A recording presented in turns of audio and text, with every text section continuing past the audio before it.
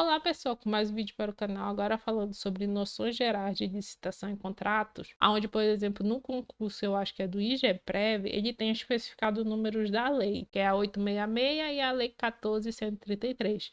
Só que tem um outro edital aqui, que eu não sei se é da SEMAS ou do IGPREV, vocês me corrijam aí nos comentários, por favor, que eles apenas falam que é noções gerais de licitação e contrato. Mas mesmo assim eu peguei questão da lei mais nova aqui, que é a 14.133. Então, a nossa primeira questão dessa lei, ela diz o quê? Em conformidade com a lei federal, o é critério de julgamento de propostas, então ele quer saber sobre critério de julgamento das propostas. Então, é bom a gente lembrar daquele conceito de licitação, por que é feito, como é que é realizado e quais são os tipos de licitação que tem. Então, quando a gente vê mais um pouco sobre esse assunto, a gente verifica aqui no artigo 33 que o julgamento das propostas, então essas propostas, elas são realizadas de que maneira?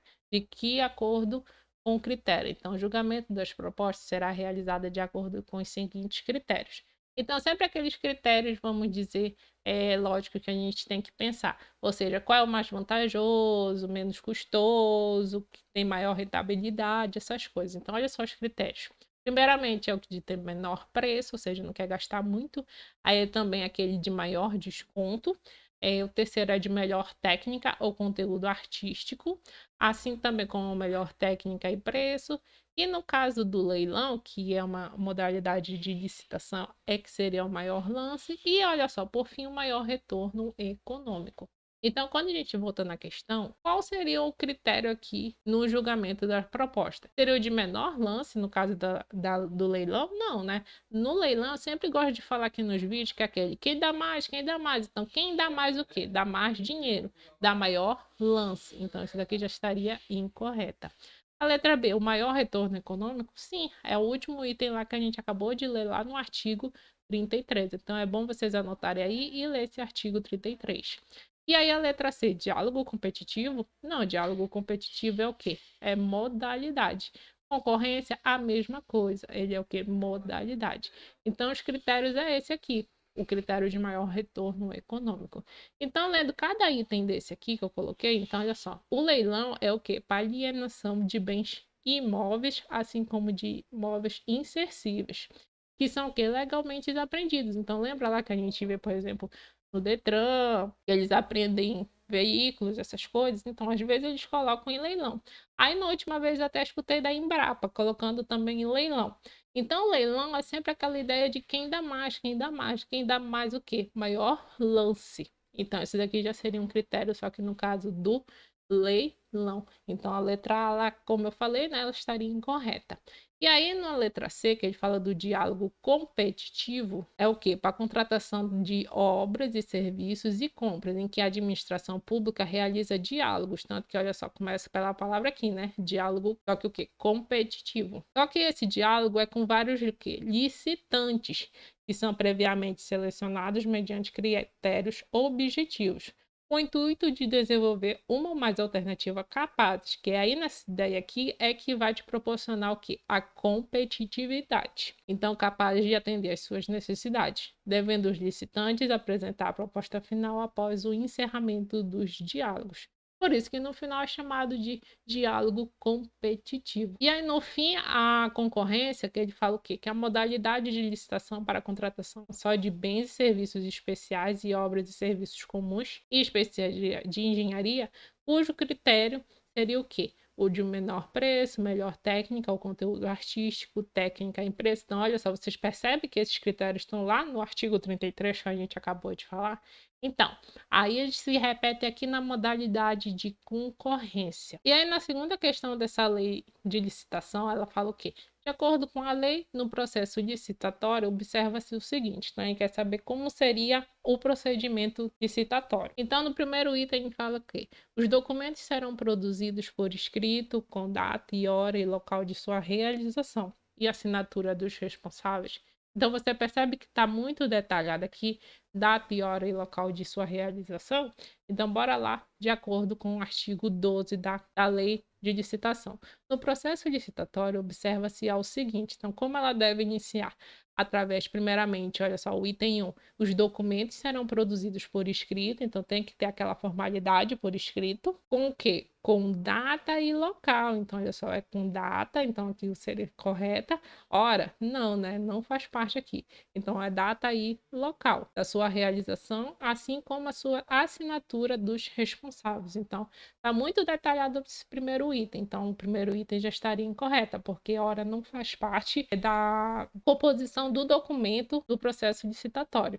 Então, o primeiro item já estaria incorreta. Então, daí dá para desclassificar o quê? A letra A e a letra D. O segundo item aqui, ele fala o quê? A prova de autenticidade, ou seja, de ver se está certinho mesmo, é um documento, vamos dizer, entre aspas, original. A prova de autenticidade de cópia de documento público ou particular poderá ser feita perante o quê? Agente da administração, mediante apresentação de original ou de declaração de autenticidade por advogado, sob sua responsabilidade pessoal. Então, seria aquele caso em que a gente leva o nosso documento, que às vezes a pessoa não pede a cópia, ou às vezes pede o original e a cópia. Então, seria esse mesmo tipo de procedimento aqui que ele está falando no segundo item. Então, olha só. Ele fala que essa prova de autenticidade de cópia de documento público ou particular poderá sim ser feita perante o quê? O agente de administração. Lembrando que o agente de administração é que ele tem esse papel o quê? De representar o Estado, de fazer o que o Estado está mandando. Então ele vai provar essa o quê? A autenticidade da cópia. Então, mediante o quê? Então, como é que ele vai realizar esse processo de ver se é original ou não? Mediante a apresentação do original ou de sua declaração de autenticidade por quem? Por advogado, sob sua responsabilidade pessoal.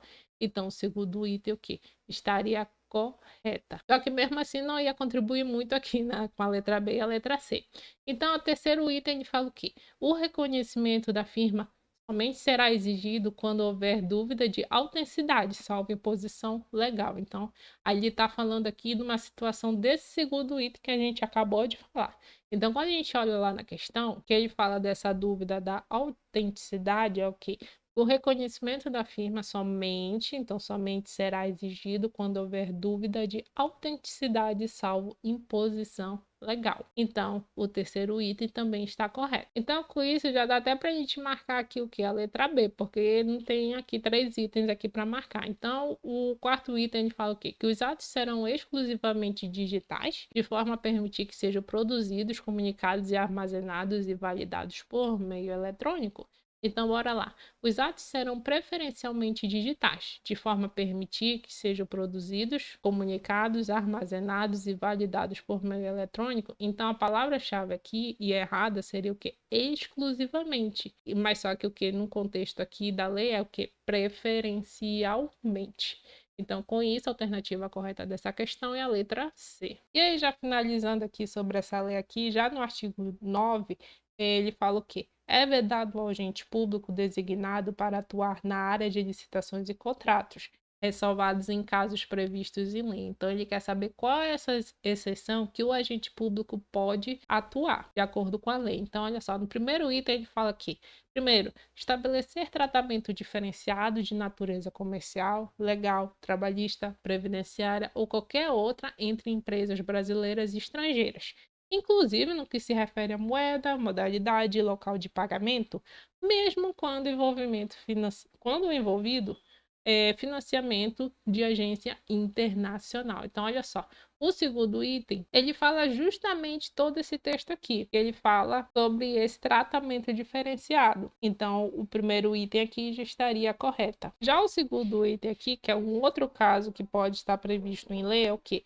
Propor resistência injustificada ao andamento dos processos e indevidamente retardar ou deixar de praticar ato de ofício ou praticá-lo contra disposição expressa em lei. Então, o segundo item aqui, ele está justamente lá, nesses casos previstos em lei. Então, o segundo item aqui estaria também correto. Então, primeiro e o segundo tá ok. Então, com isso, já dá até para marcar aqui ou a letra A ou a letra D. Então, bora lá. O terceiro item, ele fala aqui, admitir preferências ou distinções em razão da naturalidade, da sede ou do domicílio dos licitantes. Então, isso aqui também está na lei aqui, onde é possível que esse agente consiga, além de admitir, prever, incluir ou tolerar nos atos que praticar, situações que comprometam e restringam, frustrem o caráter competitivo do processo licitatório, inclusive nos casos de sociedades cooperativas. Então, a alternativa correta dessa questão é a letra D, pois todos os itens estão corretos.